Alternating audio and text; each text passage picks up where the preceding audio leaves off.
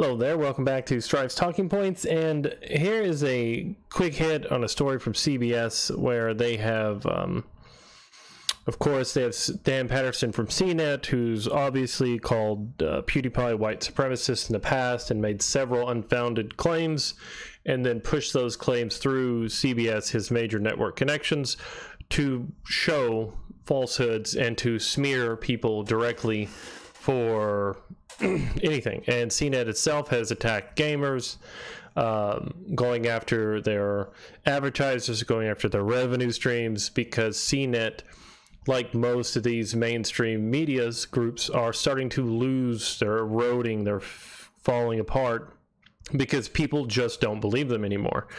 And in the wake of Trump's meeting today with various social media personalities and lawmakers, they are going to go after this directly. And CBS is generally to the middle. However, in this one, because of Dan Patterson and CNET's outright attacks on YouTube, gaming journalists, on all kinds of people, they've formulated this assault, and it's very strange to watch it. And as always, please like, share, comment, subscribe. I forget to do that at the beginning of the videos because this is one where real quick I got into it and was like, oh my goodness, he just said that. So here we go.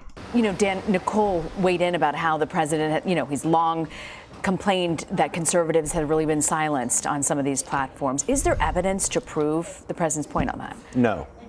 No, straight up, no.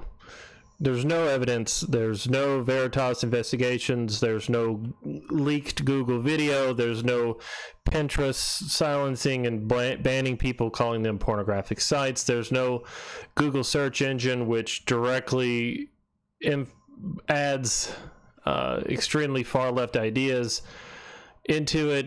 All the evidence is around you, where if you're a conservative person who happens to have any minority group status, you are not protected because they have to protect only the people on the farther left. It's actually written into the terms and conditions. Farther left, farther left, farther left. That's where our base is. That's what they consider the middle. And Dan Patterson, again, a man who called PewDiePie white supremacist because subscribe to PewDiePie was a white supremacist act. I have a video on it. It's back in the log somewhere. Just look up CNET Dan Patterson on my channel. You'll find it. And here we go. Look, these are claims and assertions. There is no evidence. There are literally hundreds of videos, releases, news reports all over the place showing that this happens, showing that these companies are so far to the left with the way they write the rules that it has to affect people on the middle, on the right, just adversely. And then they hide behind the platform while acting as editors, and he's going to go over that in just a second. And in fact, when we've asked not just the president, but many of the president's followers, there is no evidence. When you ask in your Twitter circles, there's no evidence of a bias against conservatives from Twitter because they don't understand what a conservative is, because it's been surveyed over and over and over again. The people on the extreme far left do not understand the middle or the right in any way, shape, or form. Talk to the social media companies. They give us different versions of, hey, look, we are a private company. Private company operating under a platform rule saying that they can't restrict or act as an editor. This is just like if you were to walk into a bar, you have the right to drink a beer at that bar. You have a right to even get drunk. But the second you start harassing other patrons, the bar will ask you to leave. We are very similar. Now, No, they are not. These companies are like AT&T, the cell phone company. They're like Comcast. They're like these digital service providers. They do not censor your speech. They allow any people to communicate whatever ideas, as long as it's not being used illegally. They shouldn't be able to adjust you. But these private platforms, are acting as editors. They're acting like the New York Times, and the New York Times does not have Section 230 benefits and lack of liability. They don't have those protections, where Google, Facebook, Twitter, YouTube do. And they are now acting as editors, not going along with the traditional use of the Telecommunications Act. I want to push back on that a little bit because these companies have also inconsistently enforced their policies. However, there is not inconsistently enforced their policies by saying conservative things are banned, removed, or bad, and things that are the exact same thing from people on the left are not banned, not removed, not considered bad or harassment, even if they are directly calling for violence, for harassment. It's not bad. And I'm not even saying the left, I'm going to say the extreme left, these fascist socialists out there in the world hiding under the Antifa bubble, or as activists for Media Matters and other companies. One shred of evidence to support the rhetoric, again, the rhetoric that he's saying rhetoric. He's trying to convince you that there's absolutely no evidence that these media companies are targeting and hitting conservatives and people in the middle, when he's ignoring all the evidence out there from Veritas, from all these separate investigations, from Gizmodo, from Facebook itself, from the conversations with Jack Dorsey of Twitter, from everything out there in reality showing these companies are extremely biased. Our censorship is rolling one way, and it's hitting a few people on the left, but it's adversely affecting people on the right who are not breaking the terms. They're just borderline. That the president has been pushing, that there is shadow banning, or that any particular group has been singled out. Now, everything he said there is a lie. There is plenty of evidence all over the internet, all over different news reports, showing this is happening, showing that this is the reality we live in. Google has said in their own videos they want to stop Trump from ever happening again.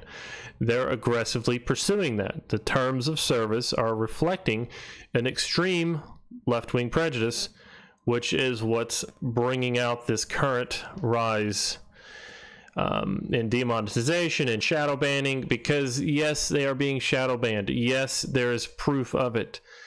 This man for CNET, who is lying on camera to protect his job, to protect his own company, CNET, CBS, is only here to tell us we're wrong when all the evidence is out there. He just refuses to look at it. He's saying the word rhetoric because he's only referring to the stuff Trump says instead of all the news and information that's out there. It is strange that CNET is so ill-informed and so woefully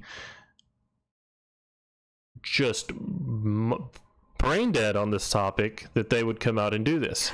Have we, there have been some big names that have been excluded from this. Have we heard from any of the media executives? Have any of these social media platforms, their folks weighed in about being excluded? Publicly, we've heard very little. Privately, these companies feel as though the term social media summit is itself propaganda. This is not a social media summit. This is a gathering of the president's associates and his supporters, and it is designed to... Now, some of the people there are not Trump supporters. They're there because they're internet commentators. They're people who are being shadow banned. They're people who are being attacked.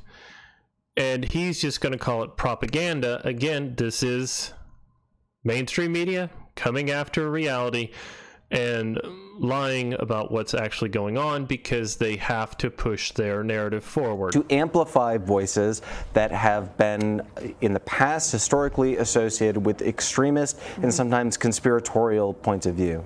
Again, most mainstream news sites will not tell you that RushGate Collusion, all that is a conspiracy theory propagated by the mainstream media for the last 2 years, and none of it is completely proven false by all stretches. All roads show that it didn't happen, and they're still talking about it. It's fascinating also that the courts weighed in saying that the president can't block some of these people who he has on Twitter.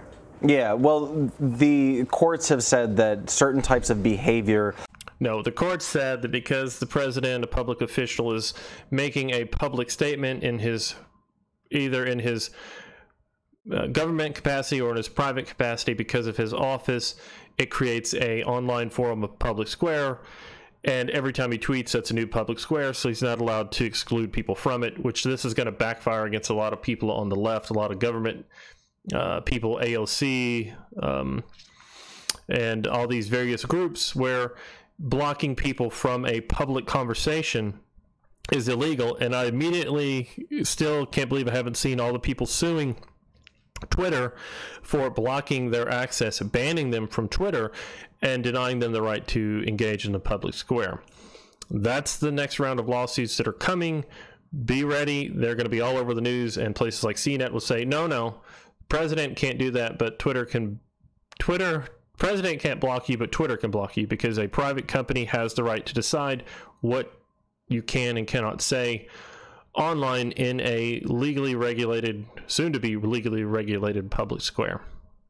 Anyway, thank you all for listening. Please like, share, comment, subscribe, and remember, this man here is leading the attack on gaming journalists online, on digital media, on Dan Patterson, editor of CNET, is just a bad person all around, and he's sat there and lied throughout his entire interview on CBS National News. Thank you all for watching, and again, I don't like Dan Patterson. Thank you.